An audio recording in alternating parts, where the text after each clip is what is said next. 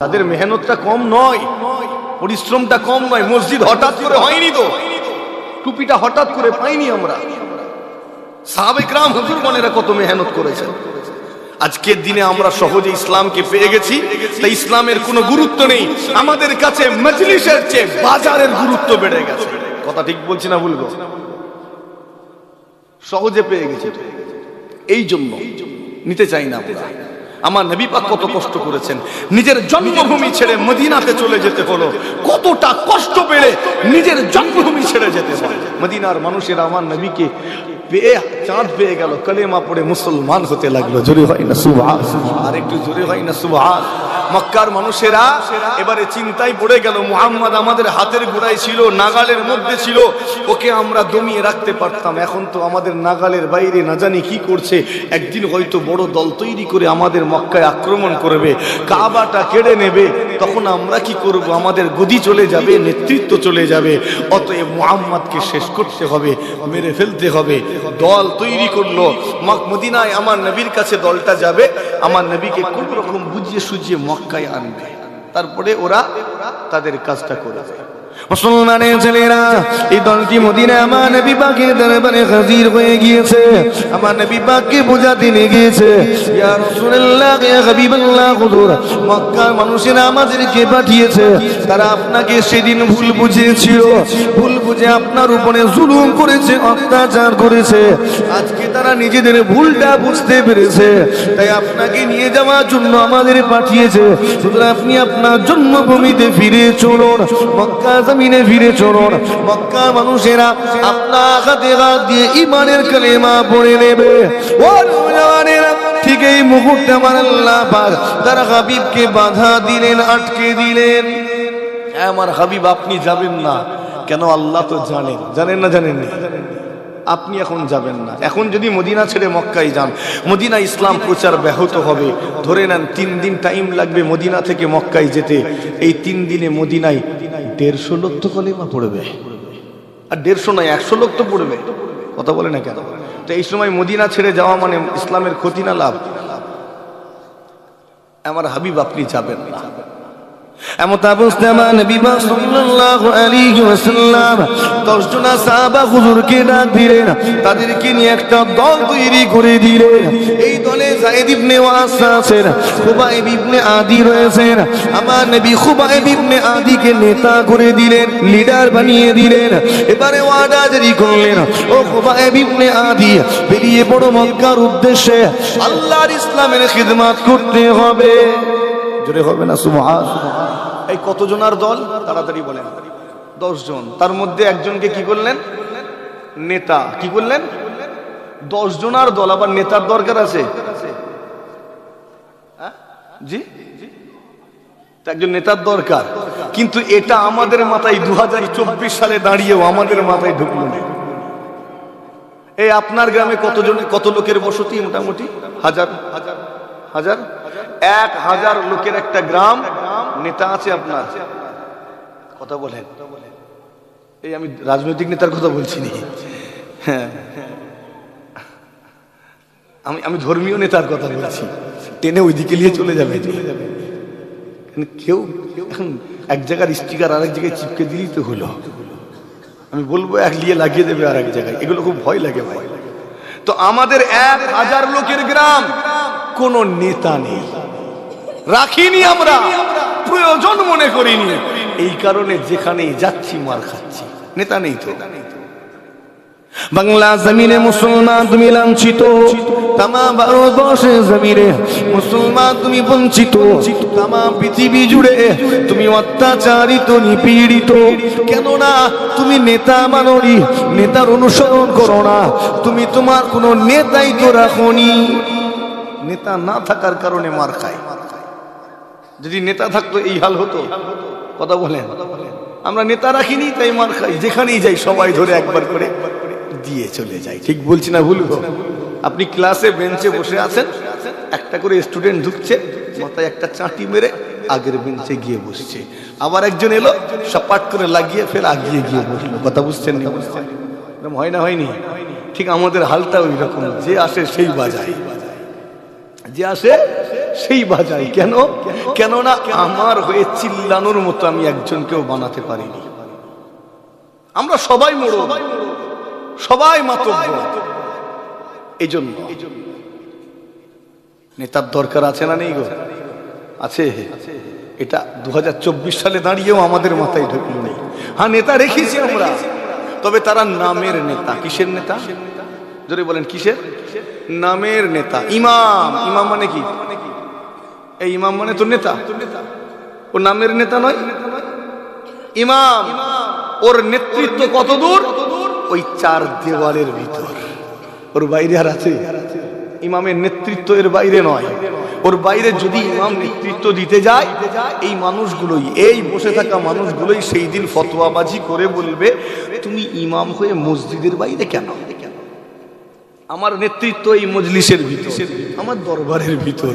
এর বাইরে গেলে আপনি বলবেন, তুমি হুজুর হয়ে আমাদের এখানে কি করছো? ঠিক বলছি না ভুল গো? হাই রে হাই। একদল মানুষ চেয়েছিল, এজিদ চেয়েছিল আমার ইমাম হাসান হুসাইনকে ওই মসজিদে আটকে দেব, আর আমি কি করব? হ্যাঁ, আপনি ওরকম করছেন নি তো? আমার কথা খারাপ লাগছে না কি রে বাবু? আমার আলোচনা আমি উল্টো ভাবে নেবেন না।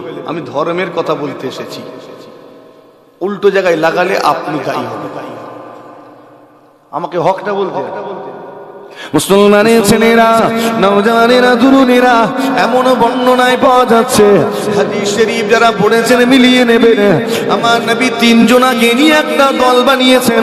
এই 3 জনার মধ্যেও একজনাকে আমির, লিডার, ইমাম বানিয়ে দিয়েছে। এই কতজনের দল? তার মধ্যেও একজনকে নেতা বানালেন। আর আমাদের 500 লোকের ঘর, একটাও নেতা নেই। নেতার গুরুত্ব বুঝাতে চাইছি আপনাকে। মুসলমান হয়ে যখন আপনি জন্মগ্রহণ করেছেন, নেতা আপনাকে মানতেই হবে। নেতা মানা ছাড়া আপনার কাছে কোনো রাস্তা নাই। এই নওজওয়ানেরা শুনে রেখে দিন, আপনি যদি বিপদগামী হন, পথভ্রষ্ট হয়ে যান, আপনাকে কে ওই পথভ্রষ্ট থেকে, আপনাকে ওই বিপদগামী হওয়া থেকে কে বাঁচাবে? এই কে বাঁচাবে? নেতা থাকলে তবে তো বাঁচাবে। নেতা তো নেই, নেতা তো নেই। তো যদি আপনার নেতা না থাকে, আপনি পথভ্রষ্ট হয়ে যাবেন, আপনি জাহান্নামী হয়ে যাবেন। আর আপনার যদি একজন যোগ্য ধর্মীয় নেতা থাকে, তাহলে তিনি আপনাকে পথভ্রষ্ট হওয়া থেকে আটকিয়ে দেবেন, বাধা দিয়ে সোজা রাস্তায় আপনাকে নিয়ে আসবেন। আপনার নেতা আপনাকে সোজা রাস্তায় পরিচালনা করে আল্লাহর জান্নাতের দিকে নিয়ে চলে যাবে। ও নওজওয়ানেরা, আপনাকে জিজ্ঞাসা করি, বলুন তো দেখি, মসজিদে নামাজ পড়তে গিয়েছেন, গিয়ে দেখলেন মসজিদে আপনি রয়েছেন আর একজন রয়েছেন, জামাত হবে না হবে নি? এই তাড়াতাড়ি নামাজ হবে? জামাত? নেতার দরকার আছে এখানে? দুজনে আবার কি নেতা লেবে রে বাবা? এই দুজন নেতার দরকার? কথা নেই। যারা কিতাব পড়েছেন বলছেন হ্যাঁ, আর যারা আমার মতো আনাড়ি, আমি তোমাদের দ্বারাই নাম লিখাচ্ছি রে বাবু, আমিও আনাড়ি, আমার মতো যারা আনাড়ি তারা বলবে নেতার দরকার নেই। কিতাব খুলেন, ওখানে জামাত করতে গেলে একজনকে নেতা হতে হবে, ইমাম হতে হবে। একবার জোরে হয় না? আরো জোরে হয় না? নেতা দরকার, রাহবার দরকার, পথ প্রদর্শক দরকার, যিনি তোমাকে রাস্তা দেখাবেন, ভালো রাস্তা দেখাবেন, যিনি খারাপ পথ থেকে তোমাকে বাঁচিয়ে নিয়ে আসবেন। একবার জোরে হয় না? নবীগণ যে কাজ করেছেন, আলেম ওলামাগণ সেই কাজ তো করছেন। কথা ঠিক না ভুলবো? আমি আবার বলছি, অন্য জায়গায় যেন স্টিকারের মতো আমার কথাগুলো চাপিয়ে দেবেন না। আমার ওয়াজ, আমাকে দাওয়াত করে এনেছেন ধর্মের কথা শোনার জন্য। ওই রাজনৈতিক নেতাগুলো এসে ধর্মের কথা বলে যায় না। কথা ঠিক না ভুলবো? বলে নামাজ পড়বেন, বলে কি? তো ওরা যখন আমার কাজ সহজ করে না, আমি কেন ওদের কাজ সহজ করতে যাব? কথা ঠিক না ভুলবো? ওরা এসে আপনাকে রোজা রাখার কথা বলে আমার মেহনতটা সহজ করে না, তো আমি কেন তার কাজ সহজ করব? যা তুই তোর করবি, যা আমি আমার কাজ করব। মানুষগুলোকে সুদ খাওয়া, ঘুষ খাওয়া, জিনা, ব্যভিচার থেকে, হারাম নাপাক কাজ থেকে দূরে সরিয়ে সোজা রাস্তায় নিয়ে আসার কাজটা আমি করব। আল্লাহ যেন কবুল করেন। বলি আল্লাহুম্মা আমিন। বলি না আল্লাহুম্মা আমিন। মুসলমানের ছেলেরা, ও নওজওয়ানেরা, তরুণেরা, আমার মুরব্বিয়ানেরা, খেয়াল করে শুনে রেখে দিন। আমার খুবাইব ইবনে আদি আমার নবী পাকের অর্ডার পাওয়া মাত্র সঙ্গে সঙ্গে বেরিয়ে পড়লেন। এই দলটা বেরিয়ে পড়লো মক্কা ইসলামের খিদমত করবে। যখনই অর্ধেকটা পথ অতিক্রম করলো, একদল মক্কাবাসী আমার এই 10 জনা সাহাবা হুজুরগণকে দেখার সঙ্গে সঙ্গে তারা ওয়েলকাম জানায়, স্বাগত জানায়। এই দলটাকে মারহাবা জ্ঞাপন করে, ও মুহাম্মাদের সঙ্গী সাথীরা, আমাদের মক্কার দিকে তোমাদের স্বাগত জানায়। সাহাবা হুজুরগণ মনে মনে বড় খুশি হয়ে গেলেন। তারা মনে করলেন মক্কার মানুষেরা সত্যি হয়তো ইসলাম কবুল করতে চায়। তারা বুঝতে পারেননি মক্কার মানুষেরা চক্রান্ত করেছে, এটা তারা মোটেও বুঝতে পারেননি। তাই আনন্দের সঙ্গে যাচ্ছেন। যখনই মক্কাতে প্রবেশ করবেন, ঠিক এমন অবস্থায় দেখা যায় 200টা কাফের অবিশ্বাসীদের একটা দল হাতে তলোয়ার নিয়ে এই 10 জনা সাহাবা হুজুরের সামনে আচমকা হাজির। হঠাৎ করে 10 জনের সামনে 200 জন তলোয়ার নিয়ে। কি হলো? পুরো পরিবেশ চেঞ্জ হয়ে গেল, পাল্টে গেল। এরকম হলো কেন? এরা কলেমা পড়বে বলেছিল, তো তলোয়ার নিয়ে এসছে কেন? হযরতে খুবাইব ইবনে আদি একজন বিচক্ষণ নেতা ছিলেন, দূরদর্শী নেতা ছিলেন। আপনার আমার এই নেতাগুলোকেও বিচক্ষণ হতে হবে, অবশ্যই তাদেরকে দূরদর্শী হতে হবে। কেননা আপনি যদি অদূরদর্শী নেতার পাল্লায় পড়েন, আনাড়ি নেতার পাল্লায় পড়েন, আপনি যখন তখন মার খেয়ে যাবেন। ভালো জায়গায় দাঁড়িয়েও মার খেয়ে যেতে পারেন, কিন্তু আপনি যদি একজন যোগ্য নেতা, বিচক্ষণ নেতার পাল্লায় পড়েন, তাহলে মার খাওয়ার জায়গা থেকেও আপনাকে সে বাঁচিয়ে নিয়ে আসবে। কথা ঠিক বলছে? হ্যাঁ, আনাড়ি নেতার পাল্লায় পড়েছে, চায়ের দোকানে চা খেতে গিয়ে মার খেয়ে যাবে। কথা ঠিক না ভুল? আর যোগ্য নেতার পাল্লায় পড়েছ, মার খাওয়ার জায়গা থেকে তারা বাঁচিয়ে নিয়ে আসবে। তো কোন নেতার পাল্লায় পড়বো? যোগ্য না অযোগ্য?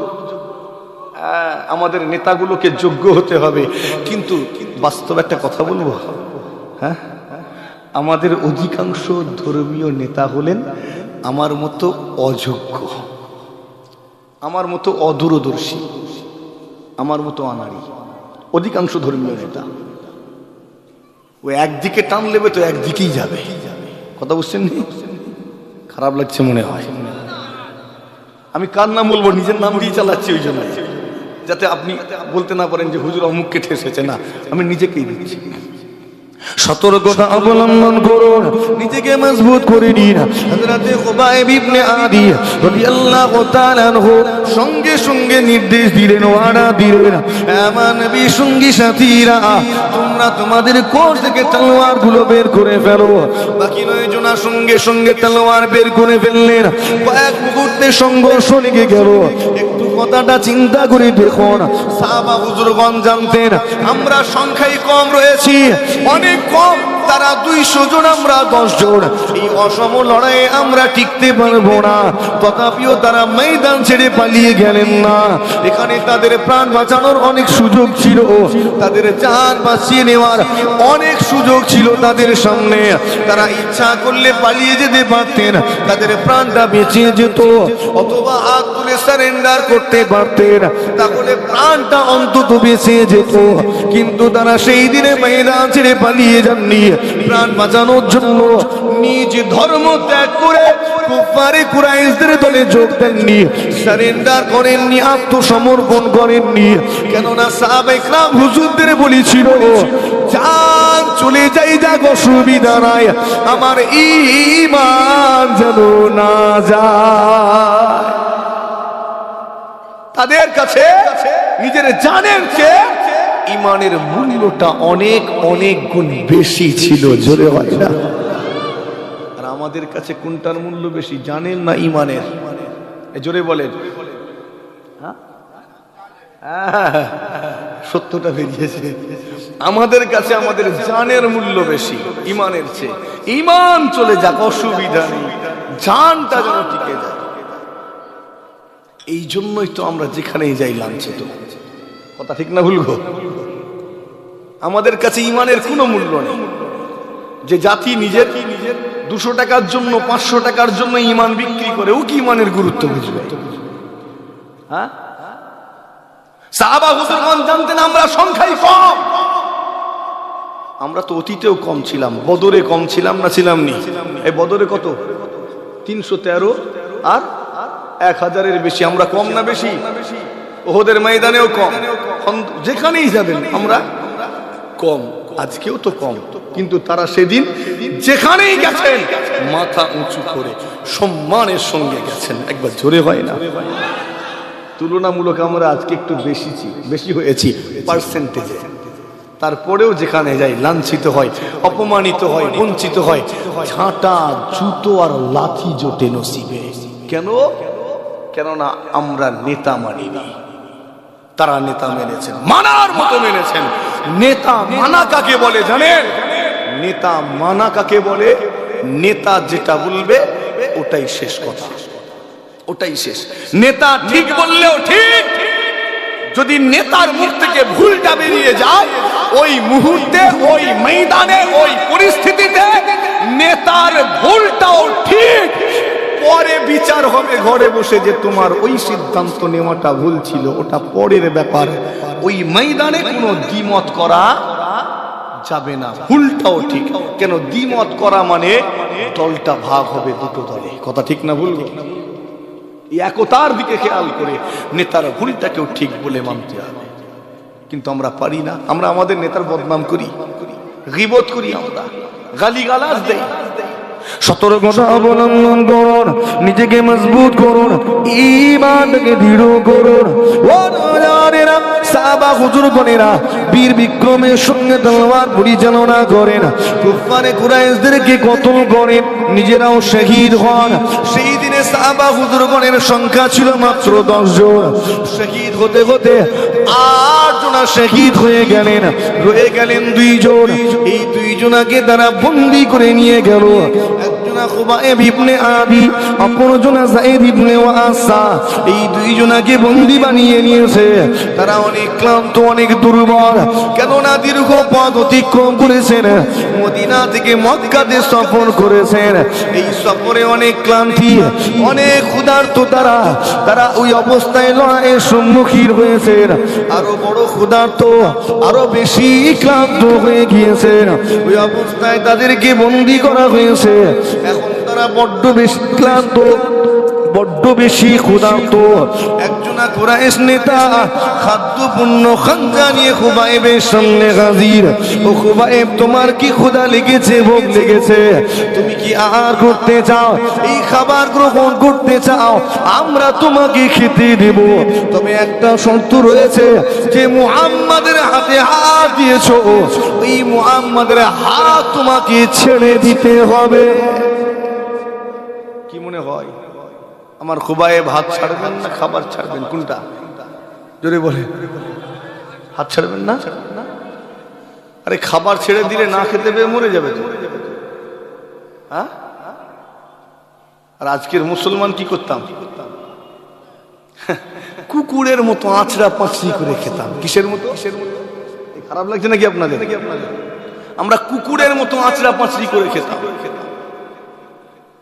খোদার জ্বালা যন্ত্রণা এতটা ভয়ঙ্কর, মানুষ ডাস্টবিন থেকে খাবার তুলে ঝেড়ে ঝেড়ে খেয়েছে। কথা ঠিক বলছি না ভুল বলছি? হ্যাঁ, সাহাবা হুজুরগণদের ওরা অনেক চেষ্টা করেছে ইসলাম থেকে সরানোর, পারেনি। কখনো মেরেছে, কখনো প্রাণে মারার হুমকি দিয়েছে, কখনো ক্ষুধার্ত অবস্থায় রেখেছে, কখনো পরিবারের উপরে হামলা করেছে, তথাপিও তাদেরকে ইসলাম থেকে দূরে সরাতে পারেনি। একবার জোরে হয়, আরো জোরে হয় না? আপনাকে আমাকে ওইভাবে কষ্ট দেওয়া হয় না। কথা ঠিক না ভুল গো? কিন্তু আমরা আজকে আমাদের অবস্থা দেখে কিরকম হাল। আমরা নিজেরাই রুজির মালিক পাল্টে ফেলেছি। এই আপনার রুজির মালিক কে? সবাই মিলে বলেন। ঠিক বললেন? তাহলে সুদের মাল কেন নেন? রুজির মালিক যদি আল্লাহ হয়, তাহলে আপনাকে ঘুষের মাল নিতে হয় কেন? পনের টাকা নিতে হয় কেন? জুয়ার আড্ডাখানায় যান কেন, লটারির টিকিটটা কাটেন কেন? সব কথা বলতে হবে তো নাকি? না শুধু সুদের কথা বললে কিছু মানুষ বললো আমাদের বললো আর ওদের কিছু বললো নি, মহা জ্বালা তো। সেই ইয়া কানাবদু ওয়া ইয়া খুরাস্তাইন মনে আছে না নেই? বলে হুজুর শুধু কানার কথা বলে, আমি খুঁড়া আমার কথা একবারও বলে না। তো ওদের কথাটাও তো বলতে হবে।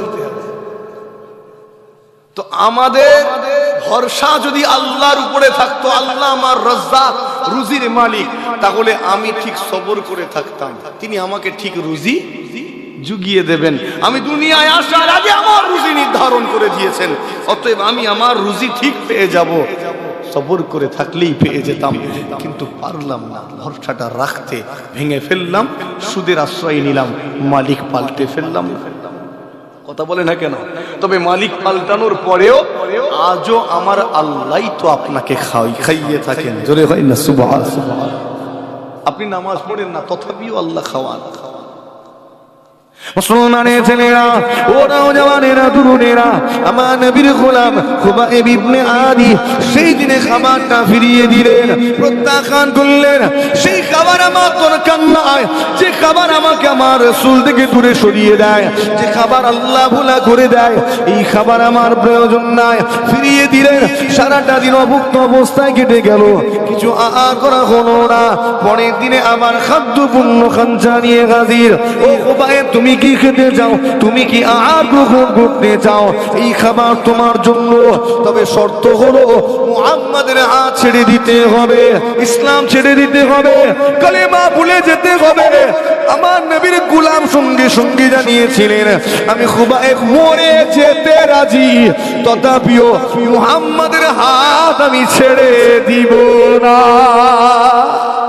জোরে হয় না সুবহানাল্লাহ। মরে যাব, তথাপিও সুদের 1 টাকা খাবো না, ঘুষের মাল খাবো না। মরে যাব, লটারির পয়সা খাবো, মরে যাব, মুহাম্মাদের হাত ছাড়বো না। একবার জোরে হয় না, আরো জোরে হয় না? আজকের মুসলমান, তুমি ঘর পাওয়ার জন্য ইসলাম ছেড়ে বেরিয়ে যাবে, ঘর পাওয়ার জন্য, রেশন কার্ড পাওয়ার জন্য, ডকুমেন্ট পাওয়ার জন্য ইসলাম ছেড়ে বেরিয়ে যাবে। কথা ঠিক বলছি না ভুল গো? আমার নবীর হাদিস আছে, আল্লাহ নবী জানিয়ে দিয়েছেন আজকের এই ফিতনার কথা, বাদিরু বিল আমালি ফিতনান কাকাতিল লাইলি মুসলিমি ইসমিউর রাজুল মুমিনান ওয়া ইমশি কাফিরান ওয়া ইমশি মুমিনান ওয়া ইসবিহু কাফিরান ইয়াবিউ দীনাহু বিআরদিন মিনাদ দুনিয়া। এই ফিতনার কথা আমার নবী আজ থেকে ১৫০০ বছর আগে জানিয়ে দিয়েছেন। এই ফিতনার কথা বলেছেন, যখন মানুষ সকাল করবে ইমানদার অবস্থায়, সন্ধ্যা করবে কাফের অবস্থায়। আবার যেই মানুষটা সন্ধ্যাবেলা ইমানদার থাকবে, দেখা যাবে সকালবেলা কাফির হয়ে গিয়েছে। আল্লাহ নবী জানিয়ে দিয়েছেন, ইয়াবিউ দীনাহু বিআরদিন মিনাদ দুনিয়া। এরা বিক্রি করে দেবে এদের দ্বীন, এদের ধর্ম, এদের ঈমানটাকে, এদের আকীদাটাকে এরা বিক্রি করে দেবে বিআরদিন মিনাদ দুনিয়া। দুনিয়ার কিছু মাল, দুনিয়ার কিছু সম্পদ, দুনিয়ার কিছু জমিনের বিনিময়ে। আজকের মুসলমান 200 টাকার জন্য তুমি ঈমান বিক্রি করে দাও, একটা ঘর পাওয়ার জন্য ঈমান বিক্রি করে দাও। আজকের মুসলমান, তুমি আজকের দিনে রেশন কার্ড পাওয়ার জন্য, ডকুমেন্ট আইডি প্রুফ পাওয়ার জন্য নিজের ঈমান বিক্রি করে দাও।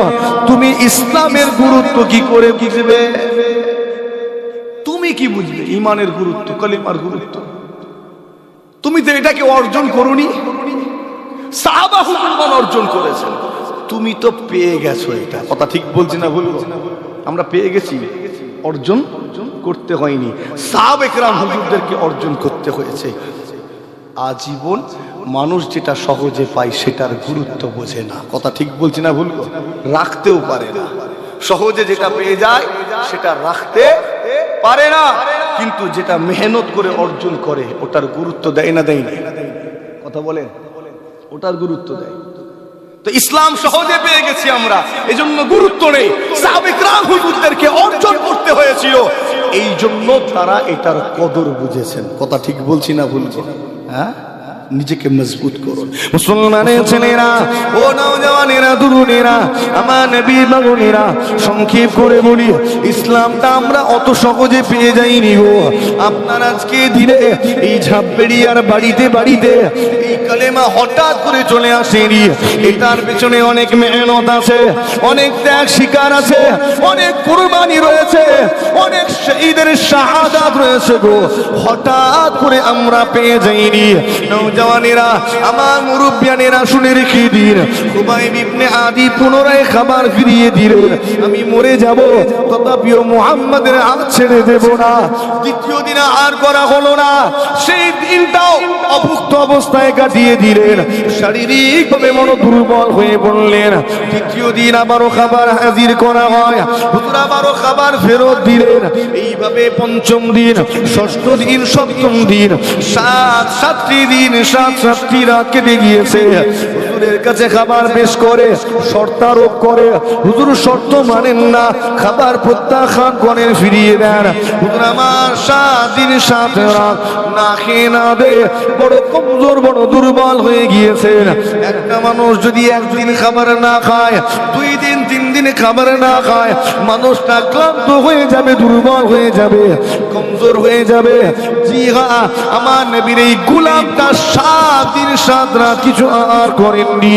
তার পূর্বে তার মেহনত আছে, লড়াই করেছেন, তার পূর্বে মদিনা থেকে মক্কায় সফর করেছেন। তাহলে তিনি কতটা ক্লান্ত, কতটা কমজোর চিন্তা করুন। 7 দিন কেটে গিয়েছে। এবার কুরাইশ নেতাগুলো সবাই মিলে মিটিং ডাকলো। আমরা নেতা মানুষ, আমাদের সময়ের মূল্য আছে। আমরা সাধারণ মানুষ, আমাদের মূল্য আছে, সময় আমাদের নেই, কিন্তু নেতাদের সময়ের মূল্য আছে না নেই গো? নেতাগুলোর সঙ্গে দেখা করতে গেলে আগে থেকে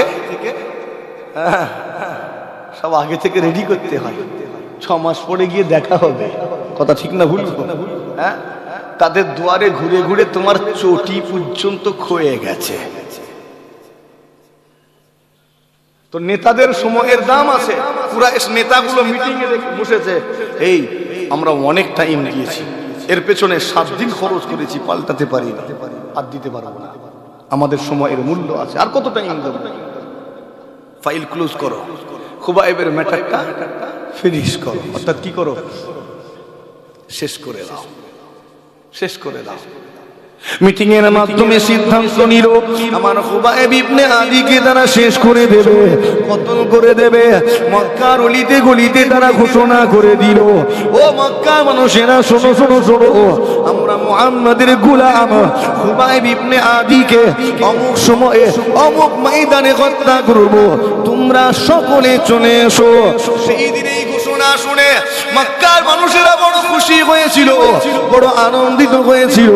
কেন একটা মুসলমানকে শহীদ করা হবে, মুহাম্মাদের গোলামকে শেষ করা হবে, এটা তাদের কাছে বড় আনন্দের বিষয় ছিল, বড় গর্বের বিষয় ছিল। তারা ওই ময়দানে গিয়ে জমা হতে লাগলো। ও মুসলমান, শুনে রেখে দিন, সেই দিনে মক্কার মানুষগুলো একা একা আসেনি, তারা তাদের সঙ্গে করে বাচ্চা ছেলেগুলোকে পর্যন্ত নিয়ে এসেছিল। এই বাড়ির বাচ্চাগুলোকে কোলে করে, কাঁধে করে, পিঠে করে, তারা হাত ধরে ধরে হাঁটিয়ে হাঁটিয়ে ওই ময়দানে নিয়ে গিয়ে হাজির হয়েছিল। গোল করে ঘিরে দাঁড়িয়ে রয়েছে। এবারে আমার নবীর গোলামটাকে আনা হবে, খুবাইব ইবনে আদিকে এই ময়দানে হাজির করা হবে। তারা গোল করে ঘিরে দাঁড়িয়ে রয়েছে, নবীর গোলামটাকে আনা হবে। কুরাইশ নেতাগুলো আমার খুবাইব ইবনে আদিকে যখন আনতে গেল, আরে দেখা যায় আমার নবীর গোলামটা এতটাই কমজোর, এতটাই দুর্বল, জমিনে লুটিয়ে পড়ে রয়েছে। ও মুসলমানের ছেলেরা, নওজওয়ানেরা, তরুণেরা, আমার মুরব্বিয়ানেরা, খেয়াল করে শুনে রেখে দিন, আমার সমস্ত শক্তি জোগাড় করে সোজা হয়ে দাঁড়ানোর চেষ্টা করলেন, কিন্তু কাঁপতে কাঁপতে কাঁপতে কাঁপতে জমিনে লুটিয়ে পড়ে গেলেন। আবারও চেষ্টা করলেন সোজা হয়ে দাঁড়ানোর, সমস্ত শক্তি জোগাড় করলেন, পুনরায় লুটিয়ে পড়লেন, জমিনে ব্যর্থ হয়ে গেলেন। ওই পাষণ্ডগুলো, ওই নর পশুগুলো, ওই ইসলামের দুশমন মক্কার দুশমনে কুরাইশগুলো আমার নবীর গোলামটাকে ওই অবস্থায় টানতে টানতে নিয়ে যাচ্ছে। ওই অবস্থায় হুজুর দাঁড়ানোর চেষ্টা করছেন, পারছেন না, কেননা সব কাঁপছে। কথা বুঝছেন নি? আমাদের সমাজে আমারও মাঝে মাঝে হয়, না খেয়ে থাকার কারণে কাঁপনি হয় না? হ্যাঁ, গতকালকেই একটা জলসাই 2.5 ঘন্টা, আর একটা জলসাই 3.5 ঘন্টা আওয়াজ করেছি, আর খাওয়া দাওয়া কিছু করা হয়নি। সে খেয়েছিলাম দুপুরবেলা, দুপুরবেলা খাওয়া দাওয়া করে বেরিয়ে গেছি জলসাই। তো এইভাবে সারা রাত পরিশ্রম, শেষ বেলায় যখন সালাম পড়তে দাঁড়িয়েছি তখন আমি কাঁপছি। কি হলো? তখন বুঝতে পারলাম এবার একটু ট্যাঙ্কে তেল দিতে হবে। আর এইভাবে মেহনত করলে শরীর ঠিক থাকবে গা? গলার হাল বুঝতে পারছেন তো নাকি? যেন ভাঁড় টাইপের হয়ে যায় না? আপনাদের কষ্ট হয়নি আওয়াজ শুনতে? হ্যাঁ, কষ্ট হলেও তো হজম করতে হচ্ছে, কিছু করার নেই তো। খেয়াল করে তো খুবাইব ইবনে আদি হুজুর কাঁপছেন, কাঁপছেন মরণের ভয়ে নয়। কাঁপছেন কেন? শারীরিক দুর্বলতার কারণে। সাদ্দাম হোসেনকে যখন ফাঁসি দেওয়া হলো, আমি একটা পড়ছিলাম, বলবো নাকি? একটা রাষ্ট্রনায়ক ছিল, কথা ঠিক না ভুলবো? তাকে ফাঁসি দিয়ে দিল। হাই রে হাই, তাকে ফাঁসিটা না দিয়ে যদি জেলখানাতে বন্দি করেও রাখতো, বলেন তো কোনো দুঃসময়ে তার বুদ্ধি সে দিত না? দিত নি? যতই বড় যাই হোক না কেন, নিজের দেশের সঙ্গে কেউ গাদ্দারি করবে না। তো যখন দেশ কোনো সংকটময় মুহূর্তে পড়বে, তখন ওই মানুষটার কাছে গেলে সে বুদ্ধি দিত না? দিত নি? হ্যাঁ, কিন্তু এটা ওই উপরে বসে থাকা গুলো জানে। কথা বুঝছেন না কারা? হ্যাঁ, ওরা জানে এদেরকে বাঁচিয়ে রাখা মানে এরা ফের শক্ত করে দেশটাকে দাঁড় করিয়ে ফেলবে। অতএব যেমন তেমন করে শেষ করেছে। বড় বড় মুসলিম লিডার গুলোকে তারা শেষ করে দিয়েছে, আর নিজেদের গুলোকে জেলখানায় রেখে দিয়েছে। একদম স্পেশাল ট্রিটমেন্ট হচ্ছে ওখানে। ট্যালেন্টেড, দেখো সব আলোচনা অন্যদিকে, বিষয়টা অন্যদিকে ঘুরে যাবে। তাকে ফাঁসির মঞ্চে নিয়ে আসার সময় একটু কাঁপছিল ঠান্ডার কারণে। বলছে আমাকে একটু কোট এনে দাও। কি এনে দাও? একটা কোট এনে দাও। কেন? এই ঠান্ডার কারণে আমি কাঁপছি, আমি মরণের ভয়ে কাঁপছি না, কিন্তু আমার কাঁপুনি দেখে দুনিয়ার মানুষ মনে করবে সাদ্দাম হোসেন মরণের ভয়ে কাঁপছে। এত বড় একজন বীর যোদ্ধা, এত বড় একজন লিডার মরণের ভয়ে কেমন কাঁপছে দেখো। শোনো, আমি সাদ্দাম মরণের ভয়ে কাঁপছি না, ঠান্ডার কারণে। এই কাঁপনিটা যাতে সাধারণ মানুষ দেখতে না পায়, সেই জন্য বললেন আমাকে একটা কোট এনে দাও। তোমার নবীর গোলামটা ওই অবস্থায় দাঁড়ানোর চেষ্টা করছেন, পড়ে গেলেন। আপনার বাড়িতে গৃহপালিত পশু থাকলে তার উপর দয়া দেখান না? দেখাননি? হ্যাঁ, খাওয়া না হলে খেপে যান। খেলতে খেলতে কেউ ঠ্যাংটা ভেঙে দিয়েছে, মাথা গরম হয়ে যায়। আমার বাড়িতে একটু শখ করে একটু ছাগল পুষেছি। একটু শখ বলতে কি, একটু সুন্নাত আদায়ের খেয়াল। কথা বুঝছেন নি? আমার ছেলেগুলো খেলে, বেশ ভালো লাগে। বাচ্চাদের সঙ্গে থাকলে এরা চঞ্চল হবে, বাচ্চাগুলো স্মার্ট হবে। প্রত্যেক নবী ছাগল চড়িয়েছেন, জানা আছে এটা? হ্যাঁ, এর পেছনে হিকমত আছে। কেন? এদেরকে পোষ মানানো যায় না, ও চঞ্চল। ওদেরকে হযরতে মূসা আলী, ঘটনা বেড়ে যাচ্ছে কিন্তু, হযরতে মূসা আলাইহিস সালাম ছাগল চড়াতেন না? হ্যাঁ, একটা লাঠি ছিল না? কথা বলেন না কেন? একটা লাঠি ছিল, ছাগল চড়াতেন, লাঠি দিয়ে পাতা পেড়ে ছাগলগুলোকে খাওয়াতেন। তো ওই দলের একটা ছাগল ভটকে গেছে, দৌড়চ্ছে। মূসা আলাইহিস সালামও দৌড়চ্ছেন ছাগলের পিছনে। ছাগল ধরতে পারবে? ফের ধরতে যান তো ফের দৌড়। অনেক কষ্ট করে, অনেক মেহনত করে ধরতে যাচ্ছেন, ছাগল দৌড়তে পালাচ্ছে। অনেকক্ষণ পরে দুজনই হাঁপিয়ে গেছেন। মূসা আলাইহিস সালাম হাঁপিয়ে গেছেন, আর ছাগলটাও হাঁপিয়ে গেছে। দৌড়ে দুজনেই ক্লান্ত। মনে মনে করছেন তোকে পাই একবার, তারপর দেখাচ্ছি। আমরা এরকম বলি না, বেটা তোকে একবার হাতের নাগালের ভিতরে পাই, তারপর দেখাচ্ছি। তো অনেক কষ্ট করে মূসা আলাইহিস সালাম এরকম বলছেন, একবার তোকে পাই। তো অনেক কষ্ট করে ধরলেন। ধরার পরে দুজনেই হাঁপাচ্ছেন। কথা বুঝছেন নি? হাঁপানোর ওই অবস্থায় হাত বুলিয়ে বলছেন, কেন দৌড়দৌড়ি করলি? কি লাভ হলো? তুইও হাঁপিয়ে গেলি। আমিও হাঁপিয়ে গেলাম। মুসা আলাইহিস সালামের এই আচরণটা আমার আল্লাহ পাকের বড় পছন্দ হয়ে গেল। জোরে হয় না সুবহানাল্লাহ। আল্লাহ মুসা আলাইহিস সালামের উপরে খুশি হয়ে গেলেন। আমার মুসা, আমি আল্লাহ দেখতে চাইছিলাম আজকে আপনি এই ছাগলটার সঙ্গে কেমন আচরণ করেন। ও আপনার অবাধ্য হয়েছে, আপনি আপনার কথা শুনেনি, আপনি ধরতে গেছেন পারেননি, দৌড় দিয়েছে, আপনার কথা না মানার কারণে আপনি রেগে গিয়েছেন, কিন্তু শেষ পর্যন্ত কি আচরণ করেন আমি আল্লাহ দেখতে চাইছিলাম। আমার বান্দারা যখন অন্যায় করে আমি আল্লাহ আমারও রাগ হয়। রাগ হয় মানে কি, আমি অসন্তুষ্ট হয়ে যাই, নারাজ হয়ে যাই। কিন্তু বান্দারা যখন একবার ধরা দেয়, মানে একবার যখন তওবা করে, আমি আল্লাহ বান্দার উপরে আমার দয়াটা বেড়ে যায়, আমার বান্দার উপরে সমস্ত দয়া মায়া ঢেলে মাফ করে দেই। জোরে হয় না সুবহানাল্লাহ। বকতে বকতে অন্যদিকে চলে যাচ্ছি, সাবজেক্ট কিন্তু হারিয়ে যাচ্ছে। চলেন, কোথায় ছিলাম? তো হ্যাঁ, আমাদের গৃহপালিত পশুগুলোকে আমরা তার উপরে দয়া করি, কিন্তু ওই পাষণ্ডগুলোর এই দয়াটাও ছিল না। মুসলমানের ছেলেরা, ও নওজওয়ানেরা, তরুণেরা, আমার নবী পাকেরা শুনে রেখে দিন, আমার নবী পাকের গোলাম খুবাইব ইবনে আদিকে এই উত্তপ্ত গরম মরুভূমির উপর দিয়ে টেনে খিচড়ে নিয়ে যাওয়া হচ্ছে। কতটা গরম, কতটা তাপমাত্রা, 47-48 ডিগ্রি টেম্পারেচার, কখনো কখনো সেটা বেড়ে যায় 53-54 ডিগ্রি সেলসিয়াস টেম্পারেচার হয়ে যায়। ওই গরম মরুভূমির উপর দিয়ে এবড়ো ধারালো পাথরের উপর দিয়ে আমার নবীর গোলামটাকে যখন নিয়ে যাওয়া হচ্ছে, কিতাবের মধ্যে লিপিবদ্ধ হলো হুজুরের পিঠের চামড়াগুলো, গোশতগুলো, কোমরের চামড়াগুলো, গোশতগুলো ওই ধারালো পাথরের আঁচড়ে উদলে উদলে চলে যাচ্ছে। ও নওজওয়ানেরা, এইভাবে কষ্ট দিতে দিতে আমার নবীর গোলামটাকে টেনে খিচড়ে ওই ময়দানে নিয়ে গিয়ে হাজির কর।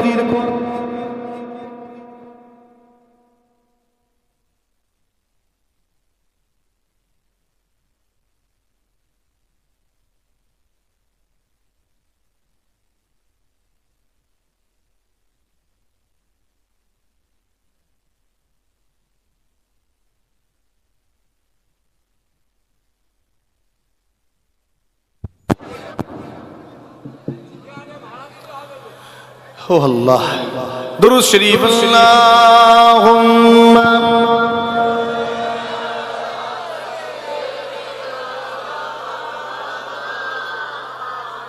ওয়া আলা আলি সাইয়্যিদিনা।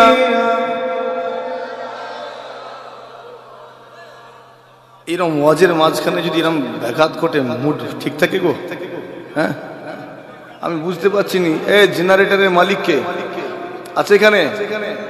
এরকম ছেঁচড়ামুটা কেন করছো? তোমাকে তো ভাড়া দেওয়া হয়েছে নাকি? কথা বললে রাগ হয়ে যাবে নাকি? হ্যাঁ, এত আয়োজন, এত সবকিছু খরচা করলো মানুষগুলো, এরম এরম ছেঁচড়ামু করার জন্য?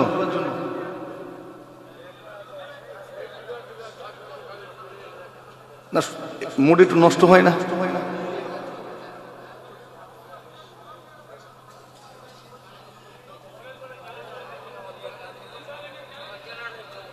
এই জেনারেটরওয়ালা কোথায় কোথায় কোথায় এখানে আছে?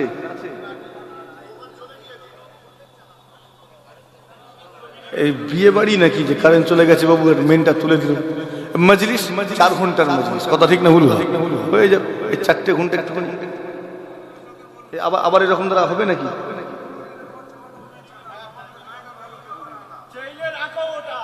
আচ্ছা, আস্তে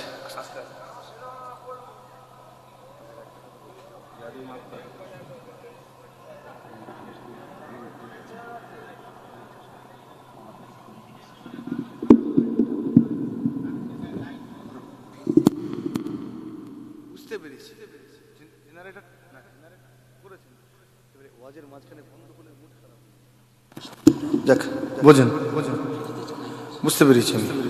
ওটা প্রথমেই কথা হয়েছে, সবকিছু করা হয়েছে আলহামদুলিল্লাহ, কিন্তু এদিকে কারেন্টও খুব ঘন ঘন যায়, এটাও মুশকিল ব্যাপার।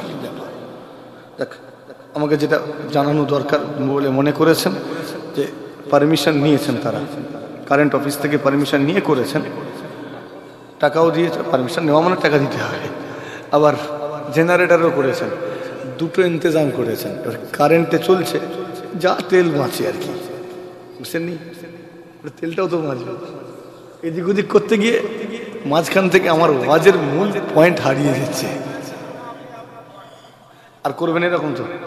আমি যতক্ষণ আছি, আর আধ ঘন্টা আছি, বেশিক্ষণ জ্বালাবো না, মুড নষ্ট হয়ে গেলে ভালো লাগে না। চলেন, কোথায় ছিলাম মনে আছে?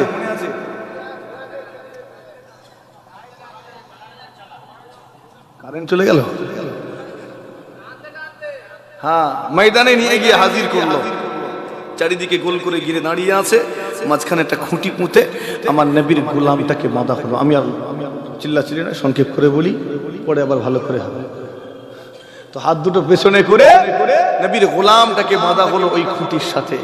এতটা দুর্বল, পায়ে ক্ষমতা নেই যে সোজা হয়ে দাঁড়াবেন, কাঁপতে কাঁপতে পা দুটো ভাঁজ হয়ে গেল।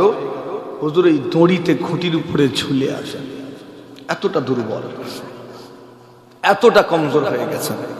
চারিদিকে সব গোল করে ঘিরে দাঁড়িয়ে আছে, মজা লিচ্ছে। কি লিচ্ছে? মজা। দেখো মুহাম্মাদের গুলামের হাল দেখো, মজা লিচ্ছে। দেখো মুসলমানের অবস্থা দেখো। আজকের দিনে আপনি যখন কাদাই পড়েন, একদল ওই রকম মজা লাই না লাইনি গো, চামচিকে মজা লাই না, বুঝতে পারছেন? আপনিও যখন কাদাই পড়েন, কিছু চামচিকে তখন মজা নেয়। তো সাবধানে চলতে হবে, কাদাই পড়লে হবে না। কথা ঠিক না ভুল গো? মুসলমানের ছেলেরা, ওরাও জওয়ানেরা, তরুণেরা, আমার নবী পাগলেরা, মনোযোগ সহকারে শুনে রেখে দিন।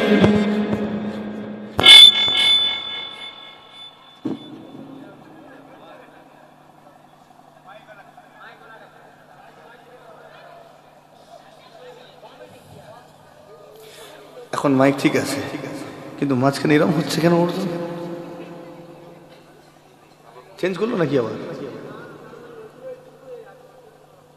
চলেন খেয়াল করেন। আর কতক্ষণ? এই আমার ভাই চলে এসছে। কি এসে গেছে তো? মাশাআল্লাহ, অসুবিধা নেই। ভাই যখন এসে যাবে আমার আর চিন্তা কি? আমি তো এসছি যাওয়ার জন্য, নাকি গো? আমি চলে যাব, কিছু করার নেই। চলেন, কোথায় ছিলাম? আবার কোথায় ছিলাম? তোর ও তো বাঁধা হয়ে গেছে। এবার নেতা একজন হাতে তলোয়ার নিয়ে নেমে পড়লেন ময়দানে। সব গোল করে ঘিরে দাঁড়িয়ে আছে। একটা নেতা, আমি আর চিল্লাবনি মনে করছি, কিন্তু থাকতে পারছি না, চিল্লে ফেলছি তো। হাতে তলোয়ার নিয়ে ময়দানে নেমে পড়েছে। কি করবে? এক আঘাতে খুবাইবের শরীরটাকে দ্বিখণ্ডিত করে দেবে, তাই তো নাকি? না, ওরা মিটিং এ সিদ্ধান্ত নিয়েছিল আমরা খুবাইবকে ঝট করে শেষ করব। সহজে নয়, ওকে কষ্ট দিয়ে দিয়ে মারবো। ওকে এতটাই কষ্ট দেব যেন মক্কার মানুষ আগামী দিনে মুহাম্মাদের হাতে হাত দিতে গেলে ভয় পায়। কথা বুঝছেন না? ওকে ইবরাত বানাবো, দৃষ্টান্ত করে রাখবো, যেন মুহাম্মাদের হাতে হাত দিয়ে কালেমা পড়ার আগে ওদের অন্তরটা কেঁপে ওঠে। এই রকম করে আমার নবীর গোলামটাকে শাস্তি দেবে। হাই রে হাই! এই আজকের দিনে বিভিন্ন জায়গাতে আমার নবীর শানে গুস্তাখি করছে না করেনি? সবাই মিলে বলেন। আজকে এখানে, কালকে ওখানে, পরশু সেখানে। কখনো আমার নবীকে নিয়ে কার্টুন বানায়, ব্যঙ্গচিত্র বানায়, কখনো সিনেমা বানায়, কখনো যাত্রা করে, কখনো আমার নবী পাকের চরিত্র নিয়ে প্রকাশ্য দিবালোকে টক শোতে কথা বলতে বলতে আমার নবীর চরিত্র নিয়ে টানা হিচড়া করে, কখনো বা আমার নবীকে অপমান করার মানুষে বই লিখে, কখনো বা আমার নবীকে অপমান করার চিন্তা ভাবনা নিয়ে জুতোর নিচের গুটিটা এমন নকশা করে বানিয়েছে, মাটিতে পা ফেলবেন ছাপ উঠবে আমার নবীর নাম। কেন? এই বলেন তো, আগামী দিনে এই গুস্তাখির সংখ্যা বাড়বে না কমবে? কয়েকজন বলছে, বাকিগুলো কি বলছে? কমবে না? কমবে না? বাড়বে। কেন? আপনার মতো মুসলমান বেঁচে থাকতে বাড়বে কেন? হ্যাঁ, নারে তাকবীর! আমি এই আওয়াজটা আপনাকে, এই আওয়াজের উদাহরণ দিতে চাই। যারা এত আওয়াজ দেয় আল্লাহু আকবার বলে, তার সামনে গুস্তাখে রাসূলগুলো বেঁচে থাকে কি করে? হ্যাঁ, আগামী দিনে আরো বাড়বে। কেননা আজও পর্যন্ত একটাও গুস্তাখে রাসূলকে আপনি সাজা দিতে পারেন, একটাও গুস্তাখে রাসূল সাজা পায়নি। যখনই কেউ গুস্তাখি করেছে আপনি তখন প্রতিবাদ করেছেন, কথা ঠিক না বলবো? আমরা প্রতিবাদ করিনি? প্রতিবাদ করেছি, রাস্তায় নেমে চিৎকার করেছি, রাস্তায় নেমে হুঙ্কার দিয়েছি। আমরা প্রতিবাদের নামে অনেক জায়গায় ভাঙচুর করেছি। প্রতিবাদ করতে অনেকে জানি না। বাস্তব কথা, মুসলমানকে অনেক শিখতে হবে। এরা প্রতিবাদ কিভাবে করে সেটা জানি না। প্রতিবাদ কিভাবে করে জানো? পাঞ্জাবের ওই কৃষকগুলো দেখিয়ে দিয়েছে। একটু খেয়াল করে দেখো, পাঞ্জাবের কৃষকগুলো দেখিয়ে দিয়েছে প্রতিবাদ কি করে করতে হয়। আর তুমি প্রতিবাদের নামে খালি বড় বড় বাতেলা আর ভাঙচুর, এছাড়া কিচ্ছু জানো না। আমার দেশের সম্পদ ভাঙচুর। খারাপ লাগছে না কি গো? খারাপ লাগছে? একটু সতর্কতা অবলম্বন করেন না। আমরা যখন প্রতিবাদ করতে নামি রাস্তায়, তখন আবার কয়েকজন আমাদের পরামর্শ দেয়, কয়েকজন আমাদের বলে এসব প্রতিবাদ করে লাভ হবে না, এসব প্রতিবাদ ওখানে পৌঁছাবে না, এসব বেকার। বলে না বলেনি গো? ডিগ্রিধারী ব্যক্তি, সার্টিফিকেট ওয়ালা ব্যক্তি, কোন পদ পাওয়া ব্যক্তি আমাদেরকে বলে ওই প্রতিবাদ যেন করতে যাসনি, কোনো লাভ নেই। আছে না নেই গো এরকম? এদিকে নেই। ওই মানুষগুলোর ডিগ্রি থাকতে পারে, সার্টিফিকেট থাকতে পারে, তবে নিশ্চিত ভাবে জেনে রেখে দেন এই বেটাগুলোর একটাও কারো সুশিক্ষা নেই। যদি এরা সুশিক্ষায় শিক্ষিত হতো তাহলে এদের মুখ থেকে কথা বের হতো না। ডিগ্রি আছে, সার্টিফিকেট আছে, তোমার পেটে লাথি মারলে সুশিক্ষার একটা অংশ বের হবে না। তোমার উচিত ছিল আমাকে আরো উৎসাহ দেওয়া, প্রতিবাদে অংশগ্রহণ করা। তোমার সে জায়গায় তুমি আটকাচ্ছ, মন ভাঙাচ্ছ, আমাদেরকে আটকাচ্ছে। এই মনে আছে হযরত ইব্রাহিম আলাইহিস সালামকে নমরুদ যখন অগ্নিকুণ্ডে ফেলে দিল, একটা ক্ষুদ্র প্রাণী সেখানে গিয়ে পেশাব করে দিয়েছিল। প্রাণীটার নাম কি? ও জানা আছে আপনার? ছোট্ট একটা প্রাণী না? হ্যাঁ, ব্যাঙ যখন পেশাব করে দিল, ব্যাঙকে জিজ্ঞেস করা হলো, ওরে ব্যাঙ তুই তো ক্ষুদ্র প্রাণী, কেন পেশাব করলি? তোর পেশাবে তো এত বড় অগ্নিকুণ্ড নিভবে না, তারপরেও কেন পেশাব করলি? ব্যাঙের পরিষ্কার জবাব, কেন পেশাব করেছি জানো? কেননা এই পেশাব করার মাধ্যমে আমি ব্যাঙ আমার অবস্থানটা ক্লিয়ার করে জানিয়ে দিয়েছে, আল্লাহ আমি ওই অত্যাচারী শাসক নমরুদের দলভুক্ত নয়, আমি তোমার ইব্রাহিমের দলভুক্ত। চলে হয় না সুবহান। ডিগ্রিওয়ালা ব্যক্তি, সার্টিফিকেট প্রাপ্ত ব্যক্তি, তোমাকে জিজ্ঞেস করি তুমি কার বলে? তুমি কি তোমার অবস্থান ক্লিয়ার করেছো? তোমার অবস্থান ক্লিয়ার করেছো? তোমাকে তো প্রতিবাদে দেখতে পাইনি। সেদিন যদি প্রতিবাদে দেখতে পেতাম তাহলে আমি বুঝে নিতাম তুমি অন্তত আমার মুহাম্মাদের দলে আছো, এই জন্য মুহাম্মাদের হয়ে প্রতিবাদে নেমেছো। কিন্তু তোমাকে ওই দলে দেখতে পাইনি, এটা নিশ্চিত তুমি অন্তত মুহাম্মাদের দলে নয়। অন্য যে কোনো দলে থাকতে পারো, মুহাম্মাদের দলে নয়। কথা ঠিক বলছি না ভুল গো? যদি আমার নবীর দলে হতে তাহলে সেদিন রাস্তায় নেমে আমার নবীর জন্য নিজের গলা ফাটিয়ে প্রতিবাদে অংশ নিতে। কথা ঠিক না ভুল গো? হ্যাঁ, বড় বড় বাতেলা, বড় বড় কথা। আমরা প্রতিবাদ জানি না কিভাবে। আর প্রতিবাদ আমাদের কতক্ষণ, এই কতক্ষণ প্রতিবাদ করি? যতক্ষণ না তাকে গ্রেফতার করে। ঠিক না ভুল গো? বন্দি করলো, আমরা মনে করলাম আমরা আমাদের আন্দোলনে সফল, আমরা আমাদের প্রতিবাদে সফল। আরে পাগল, একটু চোখটা ঘুরিয়ে দেখো না, সামনে দরজা দিয়ে ঢুকিয়ে ও বেটাকে পেছনের দরজা দিয়ে বের করে দিল। কথা ঠিক বলছি না?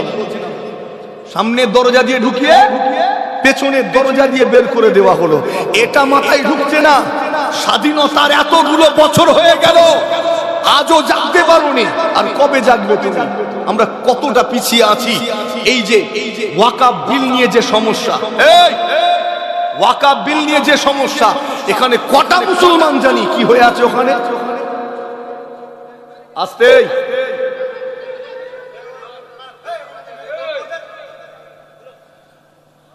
ওয়াকাফ বিলের বিষয়ে কজন জানি? প্রতিবাদে আপনাকে দেখতে পাচ্ছি না, কিছু জানেনই না, আপনি পুরো বেখবর হয়ে আছেন। বড় দুঃখ লাগে, মসজিদের ইমামগুলোকে কিউআর কোড মসজিদের দরজার গোড়ায় মেরে রাখতে হচ্ছে। হ্যাঁ, আমরা জলসায় যাচ্ছি, ওই কিউআর কোড জেরক্স করে সঙ্গে করে নিয়ে যাচ্ছি। আল্লাহ, কি হবে জাতি, কবে তুমি আর জাগবে? নিয়ে যাচ্ছি, গিয়ে বললাম মসজিদের ইমাম সাহেবকে একটা দিবি, ও ছেলেগুলোকে দিয়ে স্ক্যান করিয়ে ইমেল করাবে। কিছুদিন আগে হচ্ছিল না? আর আমার সঙ্গী সাথী যারা, বললাম যে যুবকগুলোকে ডেকে ডেকে স্ক্যান করিয়ে ইমেলটা করাবে। আজও আমাদেরকে ধরে ধরে এগুলো করাতে হচ্ছে। তুমি মুসলমান, তোমার ইনসাফ নেই, তোমার জ্ঞান নেই, বিবেক নেই, 3 ছেলের বাপ হয়ে বসে আছো, এখনো এগুলো জানোনি?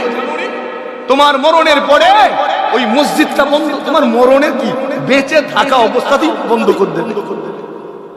মসজিদ তো ওয়াকফ সম্পত্তির আন্ডারে, কথা ঠিক না বলবো?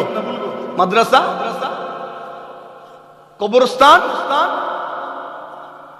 যখন এই বিলটা পাস হয়ে যাবে তখন আইন হয়ে যাবে, আইন। হঠাৎ করে একদিন নির্দেশ আসবে, মসজিদে আগামী 1 মাস নামাজ বন্ধ। তুমি, তোমার বাপ, তোমার চাচা, তোমার পাড়া গোষ্ঠী সবাই মিলে যদি নামাজ পড়তে যাও, পারবে তো? তখন পারবে তো? মসজিদ খুলবো, হিম্মত আছে? ওটা তখন আইন হয়ে এসেছে। মসজিদের তালাতে হাত দেওয়া মানে তুমি আইন বিরোধী কাজ করেছো। সোজা তুলবে আর ওই সেলের ভিতরে বলে দেবে এই কবরস্থানে দাফন হবে না। এমনি চক্রান্ত করছে, এদেরকে ধরার পুরা। কথা ঠিক বলছে না ভুল গো? হ্যাঁ, এমনি চলছে। হঠাৎ করে বলে দেবে এই কবরস্থানে দাফন দিবি না। কি করবেন? কোথায় কবর দেবেন বলে? আর জায়গা কই? শেষমেশ কি করবেন? কাঁদতে কাঁদতে পুড়াবেন নাকি? হ্যাঁ, নাকি ওই তরল ওই অ্যাসিডের মধ্যে ফেলে আপনার মৃত বাপের লাশটাকে গলিয়ে ফেলবেন? কোনটা? এইভাবে বলছি বলে বুকে লাগছে মনে হয় না? আজকে লাগুক, আজকে লাগা দরকার আছে। ঘুমানোর সময় ঘুমাও, অসুবিধা নেই, কিন্তু যখন তোমার মেহনতের সময় তখন যদি ঘুমাও তাহলে তোমার ভবিষ্যৎ অন্ধকার। কথা ঠিক বলছি না বলছি? তোমাকে প্রতিবাদ করতে হবে, ভাঙচুর নয়, প্রতিবাদ করতে হবে। প্রত্যেকটা মুসলমানের ঈমানি দায়িত্ব এই ওয়াকফ বিলটাকে আটকাতে হবে, সংশোধনী বিলটাকে। যদি আটকাতে না পারি আমাদের আওলাদ আগামী ভবিষ্যৎ কিন্তু মহা বিপদের সম্মুখীন হবে, এটা মাথায় রাখবেন। তখন মুশফিকিন সিদ্দিকী কিছু করতে পারবে না, তার বাপও কিছু করতে পারবে না। আমার বাপ দাদারা অনেক করেছে তোমাদের জন্য, করেনি? এই করেনি? মাথায় টুপিটা পেয়েছো আমার বাপ দাদা পূর্বপুরুষের উসিলায়। কথা খারাপ লাগছে মনে হয়? এটা আমি আনন্দের সঙ্গে বলতে পারবো, অন্য কোনো বাপের বেটা এসে বলতে পারবে না। তুমি আমার দাদা পীরের মুড়ি, তুমি আমার দাদা পীরের সিলসিলার মানুষ, এটা আমি বলতে পারবো। ওই বিগড়ে যাওয়া ছেলেটা এসে বলতে পারবে না। আমার অধিকার আছে। আমার দাদা হুজুর মেহনত করেছেন, পরিশ্রম করেছেন, এটা আমার কাছে আনন্দের, আপনার কাছেও তো আনন্দের। কথা ঠিক না ভুলবো? এটা আপনার কাছেও গর্বের। আপনার পীর, আমার পীর মুজাদ্দেদে জামান হুজুর কিবলা মেহনত করেছেন অনেক। বাংলা, আসাম, ত্রিপুরা, মেঘালয়, মায়ানমার সহ এদিকে উড়িষ্যা, বিহার, এত অঞ্চল, বিশাল অঞ্চল, ওদিকে মাঝখানে তো বাংলাদেশ পড়ে রয়েছে এখনো। এই বিশাল অঞ্চলে মুজাদ্দেদে জামান হুজুর কিবলা কত মেহনত করেছেন, কত পরিশ্রম করেছেন। আজকের যুব সম্প্রদায় এটা ভুলে যেতে বসেছে, এটা ভুলে যাচ্ছে, মনে করেছে জলসা হঠাৎ করে হয়ে যাচ্ছে। জিনা খানকা হঠাৎ করে হয়ে গেল, তুমি খানকা করবে, জলসা দেবে, এই আইডিয়া এলো কি করে? মসজিদ বানানোর আইডিয়া তোমার মাথায়, আইডিয়াটা আসার পেছনে কার মেহনত আছে এটা ভাবতে হবে না? ভাবতে হবে না? হবে নি? নিজেকে মজবুত করুন। আমার নবী সাহাবে کرام হুজুরগণেরা কম কষ্ট করেননি। নেতাগুলো সিদ্ধান্ত নিল খুবাইব ইবনে আদিকে এক আঘাতে শেষ করব না, আমরা ইবরত বানাবো। এই যে গুস্তাখের রাসূলগুলোকে একটাকে যদি আমরা সাজা দিতে পারি, বাকিগুলো ছিটকে যাবে না যাবে না? করে বলেন, একটা গুস্তাখে রাসূল যদি সাজা পায় বাকিগুলো চমকে যাবে আর বলবে না আমার নবীকে অপমান করবে না। এদেরকে গালি দিয়ে সহ্য করে নেবে, এদের মা বাপকে যা খুশি বল মেনে নেবে, কিন্তু এদের প্রাণ প্রিয় নবীর শানে সামান্য কটু কথা মেনে নেবে না। এরা তোমাকে শাস্তি দিয়ে তবে ক্ষান্ত হবে। এটা তাদের অন্তরে এই ধারণা দেওয়ার দরকার আছে না নাই? এই জোরে বলেন আছে না নাই? এই বিশ্বাসটা দেওয়া দরকার। পৃথিবীর যার শানে যা খুশি বলো, অসুবিধা নাই। মুহাম্মাদের শানে গুস্তাখি করলে তোমাকে সাজায়ে মওত পেতে হবে। এই ধারণা, এই বিশ্বাস যদি ওদের অন্তরে দেওয়া যায়, আগামীতে ভুল করেও কখনো আমার নবীর শানে গুস্তাখি করার দুঃসাহস দেখাবে না। কথা ঠিক বলছি না? বলছি না? আমাদের থামলে হবে না। আমাদের প্রতিবাদগুলো ততক্ষণ চালাতে হবে যতক্ষণ না ওরা শাস্তি পায়। আইন মেনে, আমি আইন বিরুদ্ধ কথা বলি, আইন মেনে শাস্তি পাওয়াতে হবে।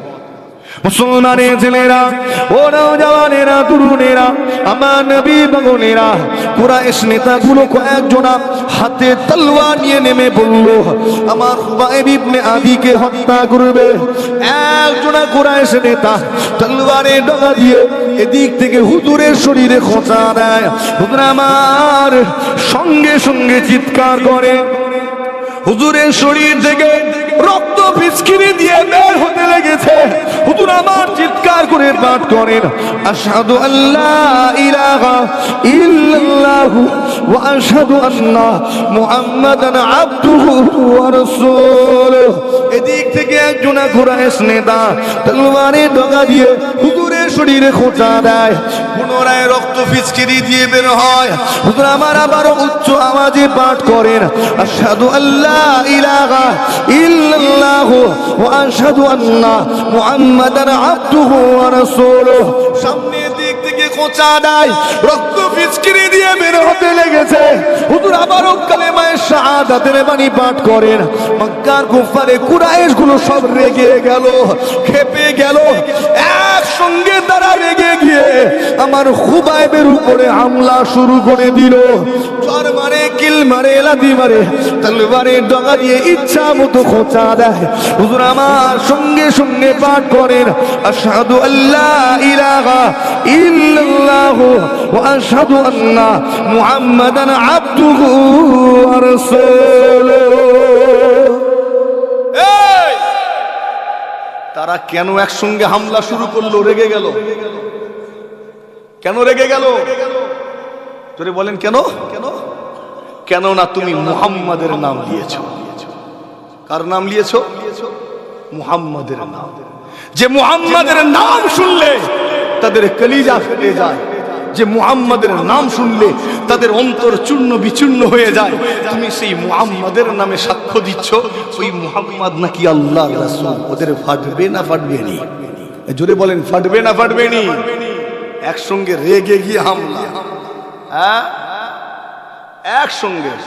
আজকের কয়েকটা যুবক বাইরে কোনো জায়গায় বেড়াতে গেছেন, এখানে অনেক ভাই আছেন শোনেন, বাইরে বেড়াতে গেছেন। কয়েকটা আনাড়ি ছেলে, ভালো করে মোবাইলে দেখেছেন তাই আমাকে বিস্তারিত বলতে হবে না। কয়েকটা আনাড়ি ছেলে, উগ্র যুবক আপনাকে একা পেয়ে ঘিরে ফেললো। ঘিরে ঘুষি, চড়চাপড়, থাপ্পড় দিল আর লাথি মারলো। মেরে বলছে আমাদের শিখানো কথাটা বলতে হবে। বুঝতে পারছেন কোন কথাটা? হ্যাঁ, আপনিও ভয়ে ভয়ে চিল্লাচ্ছেন। মোবাইলে দেখছি তো, দেখছি তো। পাগল তুই মরে যা, তুই মরে যা। কয়েকজন তোমাকে ঘিরে ফেললো, ঘিরে দু চারটে চড়চাপড় দিল, লাথি মারলো, কিল দিল, বললো আমাদের শেখানো কথাটা বল, আমাদের খুশি করতে হবে। আর তুমিও তাকে খুশি করার জন্য তাদের শেখানো কথাটা চিৎকার করে করে বলছো, রিপিট করে করে বলছো। আচ্ছা, তোমার উচিত কি ছিল ওখানে? এই যুবক, তোমার উচিত কি ছিল? মরার ভয় করছো? মরার? তোমার বাপ বেঁচে আছে, দাদু বেঁচে আছে, একটু ঘরোয়া ভাষায় বলছি, রাগ করছেন নাকি? হ্যাঁ, বেঁচে আছে, সব তো মরেছে, তুমি মরবে নি? কে কে মরবে না একটু হাত তোলেন তো দেখি, কে মরবে না দেখবো আমি।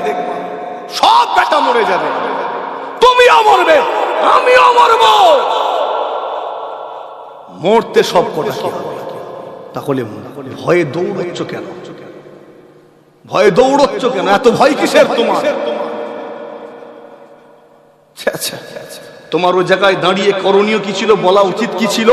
ও জায়গায় দাঁড়িয়ে তোমার উচিত ছিল আল্লাহর নামে তাকবীর দেওয়া, নারে তাকবীর, আল্লাহু আকবার। ও জায়গায় দাঁড়িয়ে তোমার উচিত ছিল আমার খুবাইবের মতো চিৎকার করে কালিমায়ে শাহাদাতের বাণী পাঠ করা, তোমার এই শাহাদাতের বাণী পাঠ করা, তোমার এই তাকবীরে ধ্বনি দেওয়া।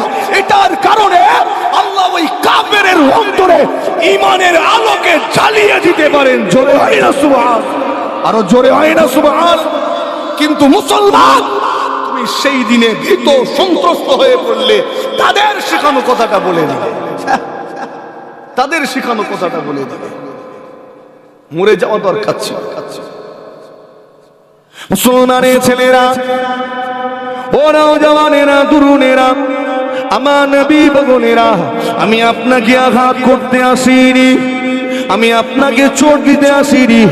আপনার কিছু ভুল রয়েছে চাল চলনে, আপনার এই চলাফেরার ভুলগুলো ধরিয়ে দিতে চেয়েছি। এতটা দুর্বল হতে পারে না কোনো ইমানদার, কোন ইমানদারের নসিব এতটা খারাপ হতে পারে না গো। ইমানদার এতটা দুর্বল হতে পারে না। তুমি ইমানদার হয়ে যাও, দৃঢ় ইমানের অধিকারী হয়ে যাও। আমার খুবাইব জানিয়েছিল, আমি খুবাইব মরে যেতে রাজি, কিন্তু মুহাম্মাদের হাত ছেড়ে দিতে রাজি নয়। ও জানেনা আমার নবীর পাগলেরা, মনোযোগ সহকারে শুনে রেখে দিন। কুফারে কুরাইশেরা রেগে গেল, ক্ষেপে গেল, একসঙ্গে হামলা শুরু করে দিল। কেননা তুমি মুহাম্মাদের নাম নিয়েছো, যে মুহাম্মাদের নাম তাদের অন্তরটাকে চূর্ণ বিচূর্ণ করে দেয়, যে মুহাম্মাদের নাম তাদের কলিজাটাকে চূর্ণ বিচূর্ণ করে দেয়। সেই মুহাম্মাদের নামে সাক্ষ্য দিচ্ছ সেই মুহাম্মদ নাকি আল্লাহ রসুল, এটা মোটেও মেনে নিতে পারে না। রেগে গিয়ে হামলা করতে লেগেছে। একটা কুরাইশ নেতা মাথা ঠান্ডা রেখে আস্তে আস্তে সেই ভিড়ের মধ্যে ঢুকে গেল। চিৎকার করতে করতে, ঝটকা মারতে মারতে সব কটাকে দূরে সরিয়ে দিল। কিছু কিছু নেতা আছে দেখবেন ঝামেলা ঠান্ডা করে, আছে না নেই? সব সরিয়ে দিল। আস্তে আস্তে করে খুবাইবের কাছে হাজির। খুবাইব, কেন জেদ ধরেছ? ও মনে করেছে আমার খুবাইব হুজুর জেদ ধরেছেন, ও মনে করেছে। ও জানে না এটা ইমানদার, কথা ঠিক না ভুল? কেন জেদ ধরেছ? যেদিন থেকে মুহাম্মাদের হাতে হাত দিয়েছো সেদিন থেকে তুমি দুর্ভোগ সহ্য করতে হচ্ছে তোমাকে। ভালো করে খেতে পাও না, ঘরে থাকতে পারো না, ঘুমাতে পারো না, তোমাকে লুকিয়ে লুকিয়ে বেড়াতে হয়। কেন? কি দরকার আছে? ছেড়ে দাও না মুহাম্মাদের হাত। মুহাম্মদ তোমাকে কি দিয়েছে? বাস যখনই এই প্রশ্ন মুহাম্মদ তোমাকে কি দিয়েছে, আমার নবীর এই গোলামটা সঙ্গে সঙ্গে জবাব দিয়েছিলেন। জোরে হয় না সুবহানাল্লাহ? ওই একই প্রশ্ন আজকে আমি আপনাদের প্রত্যেককে জিজ্ঞেস করছি, বলেন তো মুহাম্মদ আপনাকে কি দিয়েছে? একটু কথা বলেন, কি দিয়েছে? বললে খুশি হব। মাশাআল্লাহ, কালেমা দিয়েছেন, লিস্ট লম্বা হবে আরো। বলে নামাজ, রোজা, হজ, যাকাত, ইসলাম, কোরআন, হাদিস, লিস্ট বাড়বে না বাড়বে নি? বাড়বে না বাড়বে নি? যত বলবেন বাড়তে থাকবে। প্রশ্নটা করা দরকার ছিল মুহাম্মদ আমাকে কি দেয়নি, কথা ঠিক না ভুলবো? প্রশ্নটা হওয়া উচিত ছিল মুহাম্মদ আমাকে কি দেয়নি, এটা জিজ্ঞেস করো যে কি দেয়নি। মুহাম্মদ আমাকে সবই দিয়েছেন। একবার জোরে হয়, আরো জোরে হয় না? জি হ্যাঁ, মুহাম্মদ কি দিয়েছে? আপনারা উর্দুতে একটা শের শুনে থাকেন, जो कुछ देने का था सब कुछ दिलवा दिया।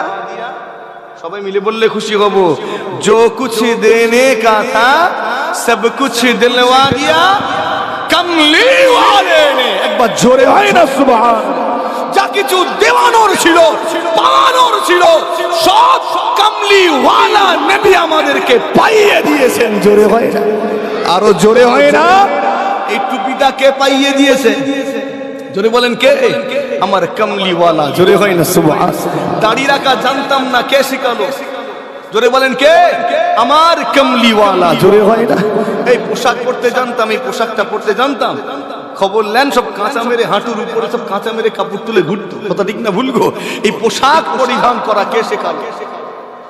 আমার কামলিওয়ালা নবী। জোরে হয় না? আচ্ছা জুতোটা পরা জানতাম তো, জুতো জুতো পরা জানতাম না, কোনটা আগে পড়ে কোনটা পড়ে, তো এটা কে শেখালো? ওটাও আমার নবী। একবার জোরে হয় না? আচ্ছা চুল কাটাটা কে শিখিয়েছে? আমি একদম সংক্ষেপ ছোট ছোট বিষয়গুলো তুলছি। এই চুল কাটা কে শিখিয়েছে? পুরুষের জন্য কতটা চুল রাখা যাবে জানা আছে তো? এই গর্দান থেকে গুনবেন কটা গাঁট আছে। পুরুষের জন্য 3টে গাঁট। কটা? জোরে বলেন কটা? আর এই সাইডে কানের উপর দিয়ে আসবে, তাই তো? এরও একটা সীমা বেঁধে দেওয়া আছে। তো এই চুলটা কাটবো, ওটাও আমার নবী শিখালেন। একবার জোরে হয় না? আচ্ছা নখ কাটা জানতাম তো? নখ কাটা কথা নেই, নখ কাটাটাও জানতাম না। সব আইয়ামে জাহেলিয়া যুগে বড় বড় নখ রাখতো, নখ রাখার কম্পিটিশন হতো। হাদিস খোলেন, আবার কেউ কেউ আবার নখগুলোকে ধারালো বানাতো, ওটা দিয়ে জমা করতো। কি করতো? নখ এত ধার দিয়েছে, ওটা দিয়ে কিছু কাটাও যাবে। হ্যাঁ, ওটা দিয়ে জবা করতো। আই রে হাই। এই কিছুদিন আগে মোবাইলে দেখছিলাম, একজন গিনেস বুক অফ ওয়ার্ল্ড রেকর্ডে নাম তুলেছে বর্তমান পৃথিবীতে সবচেয়ে বড় নখওয়ালা ব্যক্তি। আজব আজব রেকর্ড। মানে ওই কম্পিটিশন আবার এই যুগে চালু করছে। বুঝতে পারছেন? বড় বড় নখ রাখার কম্পিটিশন আবার এই আধুনিক যুগে ফের চালু হচ্ছে। গিনেস বুক অফ ওয়ার্ল্ড রেকর্ডে নাম নথিভুক্ত করিয়েছে পৃথিবীর সবচেয়ে লম্বা নখওয়ালা ব্যক্তি, লম্বা নখ বিশিষ্ট ব্যক্তি হিসাবে। তো নখটাও কাটা জানতাম না, আমার নবী শিখালেন। জোরে হয় না? সুবহানাল্লাহ। আচ্ছা পেশাব করা তো জানতাম নাকি? পেশাব করাটা কথা নেই, কেউ চুপ করে আছে। পেশাব করা কে শিখালো? ওটাও আমার নবী শিখালেন। গোসল করা জানতাম? কথা নেই। গোসল করাটা পর্যন্ত আমরা জানতাম না, ওটাও পুরো দুনিয়াকে আমার নবী শিখিয়েছেন। একবার জোরে হয়? জিজ্ঞেস করো মুহাম্মদ কি দেয়নি? জিজ্ঞেস করো মুহাম্মদ কি দেয়নি? সবই দিয়েছে। মুহাম্মাদের মতো এত দরদি আর কেউ হতে পারে না। এতটাই দরদি। আমার বাপ আমার জন্য এত চিন্তা করেনি।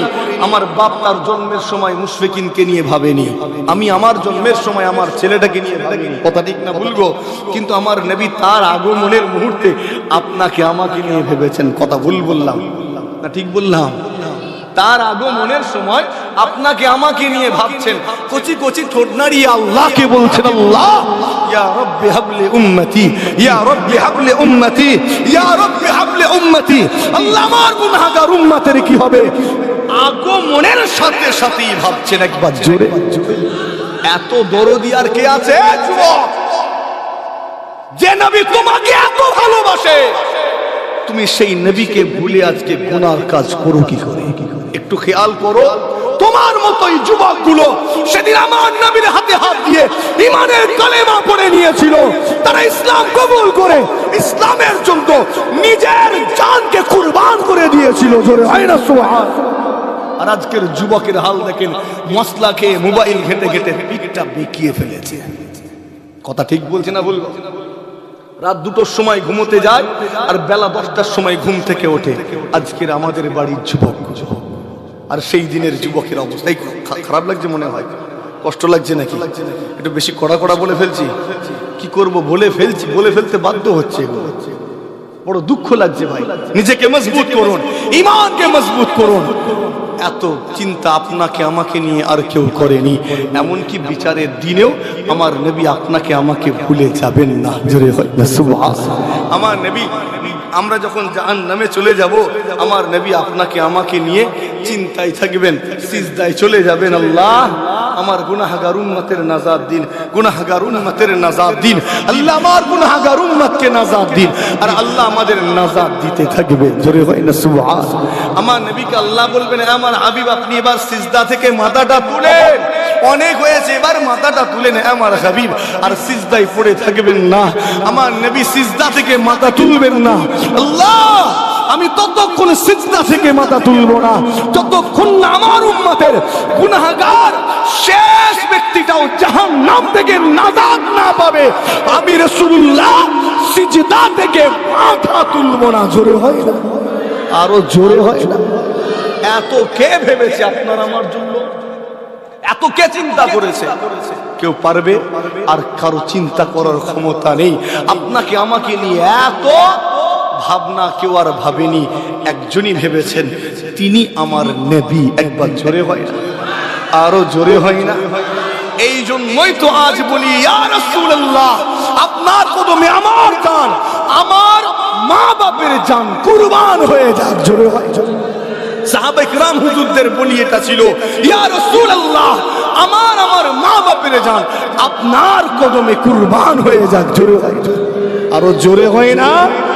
নিজের ঈমানকে মজবুত করুন, যে নবী এত কিছু করেছেন, এত কিছু দিয়েছেন। আল্লাহ নবীর হাদিস, আল্লাহ নবী ঘোষণা দিয়েছেন, ইন্নামা আনাল কাসিম আল্লাহু ইউতি। এটা হাদিস।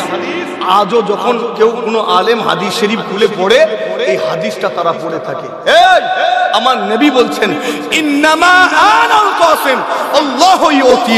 শুনেন, আমার নবী বলছেন, আমার আল্লাহ হলেন দেনেওয়ালা, আমি রাসূলুল্লাহ বাঁটনেওয়ালা। জোরে হয় না সুবহান। দেনেওয়ালা কে? জোরে বলেন কে? আর বাঁটনেওয়ালা রাসূলুল্লাহ যথাযথই বন্টন করেছেন। একবার জোরে হয় না, আরো জোরে হয়।